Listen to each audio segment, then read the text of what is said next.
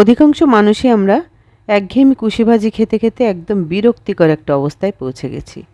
এই জন্য ভাবলাম আজকে একটু অন্যভাবে কুশিটা রান্না করে দেখি। আপনারা যারা এভাবে রান্না করেননি একবার করে দেখতে পারেন কেমন লাগে। কুশিটা এরকম 4 ভাগ করে লম্বা লম্বা করে কেটে নিয়েছি, 2 ইঞ্চি সাইজ করে। কড়াইতে তেল গরম করে নিয়েছি, দিয়ে দিয়েছি কিছুটা পেঁয়াজ কুচি। পেঁয়াজটা একটু নরম করে ভেজে নিয়ে দিয়ে দিচ্ছি টুকটাক কিছু মশলা, একটু পেঁয়াজ বাটা, সামান্য একটু রসুন বাটা, সামান্য একটু আদা বাটা, সামান্য একটু শুকনো লঙ্কার গুঁড়া, আর দিয়ে দিচ্ছি 1 চামচ পোস্ত বাটা, 1 চামচ বাদাম বাটা। দিয়ে এবার খুব ভালো করে মশলাটা কষিয়ে নেব।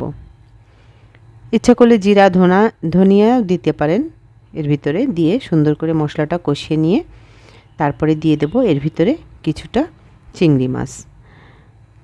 কুশি অনুযায়ী চিংড়ি মাছটা দিবেন। আমি এখানে 1 মুঠো মতো চিংড়ি মাছ দিয়ে দিয়েছি।